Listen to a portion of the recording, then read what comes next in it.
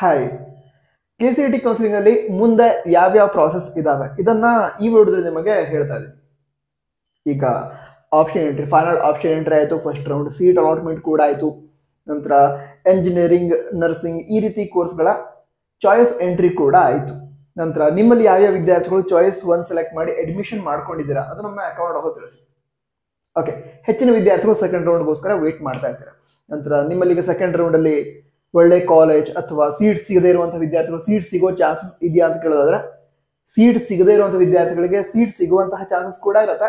ನಂತರ ನಿಮಗೆ already college allot ಆಗಿತ್ತು ಫಸ್ಟ್ ರೌಂಡ್ ಅಲ್ಲಿ, ಬಟ್ ಬೆಟರ್ ಕಾಲೇಜ್ ಸಿಗತ್ತಾ ಅಂತ ಟ್ರೈ ಮಾಡೋದಕ್ಕೆ ಸೆಕೆಂಡ್ ರೌಂಡ್ಗೆ ಹೋಗ್ತಾ ಇದ್ರೆ ಬೆಟರ್ ಕಾಲೇಜ್ ಕೂಡ ಅಥವಾ ಬೆಟರ್ ಬ್ರಾಂಚ್ ಕೂಡ ಸಿಗುವಂತಹ ಚಾನ್ಸಸ್ ಇರುತ್ತೆ. ಹಾಗಿದ್ರೆ ಈಗ ಮುಂದೆ ಏನೇನು ಪ್ರಾಸೆಸ್ ಇದೆ ಅಂತ ಹೇಳಿದ್ರೆ, ಈ ಚಾಯ್ಸ್ ಎಂಟ್ರಿ ಪ್ರಾಸೆಸ್ ಒಮ್ಮೆ ಕಂಪ್ಲೀಟ್ ಆಯಿತು ಅಂತ ಅಂದ್ಕೊಳ್ಳೋಣ. ಇದುವರೆಗೆ ಕಂಪ್ಲೀಟ್ ಆಗಿಲ್ಲ. ಈಗ MBBS, BDS ಈ ಎಲ್ಲ ಕೋರ್ಸ್ಗಳಿಗೆ ಸಂಬಂಧ ಚಾಯ್ಸ್ ಎಂಟ್ರಿ ಬಾಕಿ ಇದೆ. ಓಕೆ, ನಾವೀಗ ಚಾಯ್ಸ್ ಎಂಟ್ರಿ ಪ್ರಾಸೆಸ್ ಕಂಪ್ಲೀಟ್ ಆಯಿತು ಅಂತ ಅಂದ್ಕೊಳ್ಳೋಣ. ಅದರ ನಂತರ ಏನೇನು ಪ್ರಾಸೆಸ್ ಇದೆ ಅಂತ ಹೇಳ್ತೀನಿ. ಮೊದಲನೇದಾಗಿ ಆಪ್ಷನ್ ಎಂಟ್ರಿ ಎಡಿಟಿಂಗ್ ಅಂತ ಪ್ರಾಸೆಸ್ ಕೊಡ್ತಾರೆ. ನಿಮ್ಮ ಆಪ್ಷನ್ ಎಂಟ್ರಿ ಏನಿದೆ ಆಲ್ರೆಡಿ ಇರುವಂತಹ ಆಪ್ಷನ್ ಎಂಟ್ರಿ ಅದನ್ನ ಎಡಿಟ್ ಮಾಡಿ ಅದರಲ್ಲಿ ಬಿಡದಿರುವಂತಹ ಕಾಲೇಜಸ್ಗಳನ್ನ ಡಿಲೀಟ್ ಮಾಡ್ಕೋಬಹುದು, ಪ್ರಯಾರಿಟಿ ಆರ್ಡರ್ ಅನ್ನ ಚೇಂಜ್ ಮಾಡ್ಕೋಬಹುದು. ಅದ್ರ ಜೊತೆಗೆ BAMS ಕೋರ್ಸ್ ಏನಿದೆ ಇದರ ಆಪ್ಷನ್ ಎಂಟ್ರಿ ಇದುವರೆಗೆ ಆಗೇ ಇಲ್ಲ. ಓಕೆನಾ? ಸೊ BAMS ಕೋರ್ಸ್ಗೆ ಸಂಬಂಧಿಸಿದಂತೆ ಸೀಟ್ ಮ್ಯಾಟ್ರಿಕ್ಸ್ ಅನ್ನ ರಿಲೀಸ್ ಮಾಡಬೇಕು ಕೇದವರು, ಹಾಗೆ ಫೀಸ್ ಸ್ಟ್ರಕ್ಚರ್ ನ ರಿಲೀಸ್ ಮಾಡಬೇಕು. ಅದರ ನಂತರ ಆಪ್ಷನ್ ಎಂಟ್ರಿ ಎಡಿಟಿಂಗ್ಗೆ ಏನು ಚಾನ್ಸ್ ಕೊಡ್ತಾರೆ, ಅದೇ ಟೈಮ್ ಅಲ್ಲಿ ಈ BAMS ಕೋರ್ಸ್ಗೆ ಸಂಬಂಧಿಸಿದಂತೆ ಕಾಲೇಜಸ್ಗಳನ್ನ ಆಲ್ರೆಡಿ ಇರುವಂತಹ ಆಪ್ಷನ್ ಎಂಟ್ರಿ ಲಿಸ್ಟ್ಗೆ ಆಡ್ ಮಾಡೋದಕ್ಕೆ ಅವಕಾಶ ಕೊಡ್ತಾರೆ. ಆಡ್ ಮಾಡ್ಕೋಬಹುದು. ಯಾವ್ಯಾವ ವಿದ್ಯಾರ್ಥಿಗಳಿಗೆ ಇಂಟ್ರೆಸ್ಟ್ ಇದೆ ಅಂತಹ ವಿದ್ಯಾರ್ಥಿಗಳು, BAMS ಕೋರ್ಸ್ ಇಂಟ್ರೆಸ್ಟ್ ಇರುವಂತಹ ವಿದ್ಯಾರ್ಥಿಗಳು. ತುಂಬಾ ಸ್ಟೂಡೆಂಟ್ಸ್ BAMS ಕೋರ್ಸ್ಗೋಸ್ಕರ ವೇಟ್ ಕೂಡ ಮಾಡ್ತಿದ್ದಾರೆ.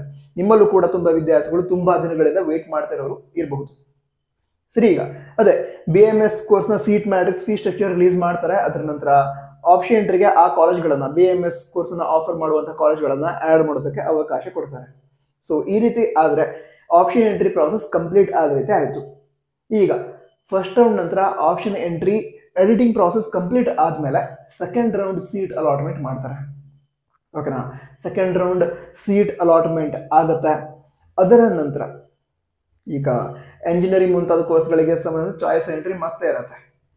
ಬಟ್ ಈಗ MBBS, BDS ಕೋರ್ಸ್ ಅನ್ನ ಪಡೆದಂತಹ ವಿದ್ಯಾರ್ಥಿಗಳಿಗೆ ಸೆಕೆಂಡ್ ರೌಂಡ್ ನಂತರ ಚಾಯ್ಸ್ ಎಂಟ್ರಿ ಅಂತಿರಲ್ಲ, ಸಿಕ್ಕಿರುವಂತಹ ಕಾಲೇಜ್ಗೆ ಹೋಗಿ ಅಡ್ಮಿಷನ್ ಮಾಡ್ಕೊಳ್ಳೋದಿರುತ್ತೆ. ಬಟ್ ಎಂಜಿನಿಯರಿಂಗ್, ನರ್ಸಿಂಗ್, ಫಾರ್ಮಸಿ ಹಾಗೆ BSc ಅಗ್ರಿಕಲ್ಚರ್ ಈ ರೀತಿ ಕೋರ್ಸ್ ಅನ್ನು ಮಾಡಬೇಕು ಅಂತ ವಿದ್ಯಾರ್ಥಿಗಳು ಸೆಕೆಂಡ್ ರೌಂಡ್ ರಿಸಲ್ಟ್ ಅನೌನ್ಸ್ಮೆಂಟ್ ಆದ ನಂತರ ಕೂಡ ಚಾಯ್ಸ್ ಎಂಟ್ರಿಯನ್ನ ಮಾಡಿ ಸೆಕೆಂಡ್ ಎಕ್ಸ್ಟರ್ನಲ್ ರೌಂಡ್ ಅಲ್ಲಿ ಪಾರ್ಟಿಸಿಪೇಟ್ ಮಾಡೋದಕ್ಕೆ ಅವಕಾಶ ಇರುತ್ತೆ. ಸೊ ಮುಂದಿನ ದಿನಗಳಲ್ಲಿ ಇವಿಷ್ಟು ಪ್ರಾಸೆಸ್ ಇದಾವೆ. ಯಾವುದು? ಈ ಆಪ್ಷನ್ ಎಂಟ್ರಿ ಎಡಿಟಿಂಗ್, ಅದರ ನಂತರ second round result announcement, result announce ಆದ ನಂತರ ಎಂಜಿನಿಯರಿಂಗ್ ಮುಂತಾದ ಕೋರ್ಸ್ಗಳಿಗೆ ಸಂಬಂಧಿಸಿದ ಚಾಯ್ಸ್ ಎಂಟ್ರಿ ಪ್ರಾಸೆಸ್, ನಂತರ MBBS ಮತ್ತು BDS ಕೋರ್ಸ್ ಅಲೌಟ್ ಆಗಿದ್ರೆ ಸೆಕೆಂಡ್ ರೌಂಡ್ ಅಲ್ಲಿ ಅವಾಗ ಅವರ ಅಡ್ಮಿಷನ್. ಸೊ ಈ ರೀತಿ ಪ್ರಾಸೆಸ್ಗಳು ಕಂಟಿನ್ಯೂ ಆಗುತ್ತೆ. ಜನರಲ್ ಆಗಿ ಐಡಿಯಾ ಸಿಕ್ತು ಅಂತ ಅನ್ಸುತ್ತೆ. ಮತ್ತೇನಾದ್ರು ಡೌಟ್ ಇದೆಯಾ ಇದ್ರೆ ಕಾಂಟ್ಯಾಕ್ಟ್ ತಿಳಿಸಿ. ಮುಂದಿನ ವಿಡಿಯೋದಲ್ಲಿ ಸಿಗ್ತೀನಿ. All the best. Jai Hind, Vande Mataram.